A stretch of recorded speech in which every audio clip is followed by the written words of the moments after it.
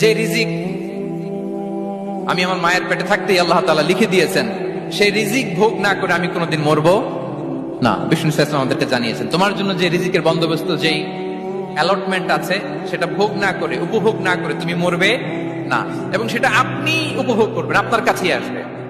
ধরুন আপনারা যে ফল আমেরিকাতে খান, এটা কি আমেরিকায় চাষ হয় ফল, নাকি কানাডা মেক্সিকো থেকে আসে?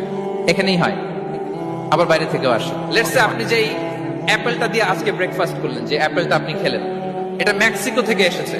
ওই অ্যাপেলটা যখন কুড়ি অবস্থায় ছিল, মুকুল অবস্থায় ছিল, তখনই ওটার মধ্যে আপনার নাম লেখা।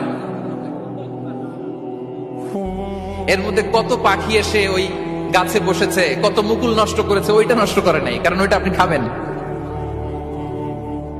ওইটা পুষ্ট হয়ে সুন্দর একটা ফল হয়ে ইম্পোর্টেড হয়ে এটা আমেরিকাতে আসলো, আমেরিকার বাজারে।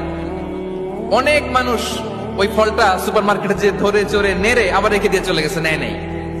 ওইটা সে খাবে না, কারণ ওইটা আপনার রিজিকে লেখা। ওই ফল আপনি নিয়ে আসলেন, বাসায় অনেকে অ্যাপেল খাচ্ছে, কিন্তু ওই অ্যাপেলটা খাবে না, কারণ এটা কে খাবে? সুবহানাল্লাহ পড়তে পারলেন না মজা করে? আল্লাহু আকবার। আপনার জন্য যে রিজিক নির্ধারিত, এটা আপনিই খাবেন। এর মধ্যে আপনি মরে যেতে পারতেন, বাসা থেকে অন্য কোথাও চলে যেতে পারতেন, কিন্তু না, মরবেনও না, অন্য কোথাও যাবেনও না ওইটা খাওয়ার আগে। This is the essence of risk. This is the